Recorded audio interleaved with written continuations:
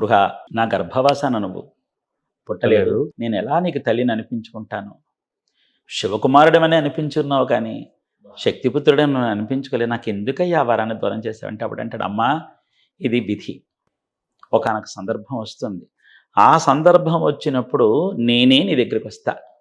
అమ్మా నాకు నీ అవసరం ఉంది, నాకు నన్ను కుమారుడిగా స్వీకరించమ్మా, నేను వస్తా, నువ్వు రాకమ్మా, నువ్వు అమ్మమ్మ, నువ్వు అడగడం ఏంటమ్మా, నేను వస్తానమ్మా, నా తల్లి కదా అని చెప్పి తల్లికి చెప్పవలసిన విధంగా చెబితే తాను తల్లిని అనిపించుకోవాలని చెప్పి అమ్మ షిక్కల్ అనేటటువంటి తంజావూరు నాగపట్నం వెళ్ళే దారిలో షిక్కల్ అనేటటువంటి ఒక గ్రామంలో అమ్మ తపస్సు చేస్తుందన్నమాట.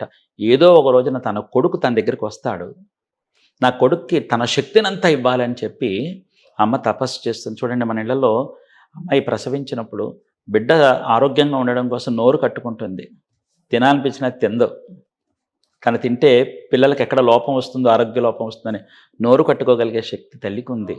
ఇక్కడ తల్లి మనసు కట్టుకుని తపస్సు చేసి తన కుమారుడికి తన శక్తిని తనే శక్తి, ఆ శక్తిని కుమారుడికి ఇచ్చేసి నేను తల్లిని అనిపించుకోవాలని చెప్పి ఈ తల్లి కొన్ని వేల యుగాల తపస్సు చేస్తుందన్నమాట.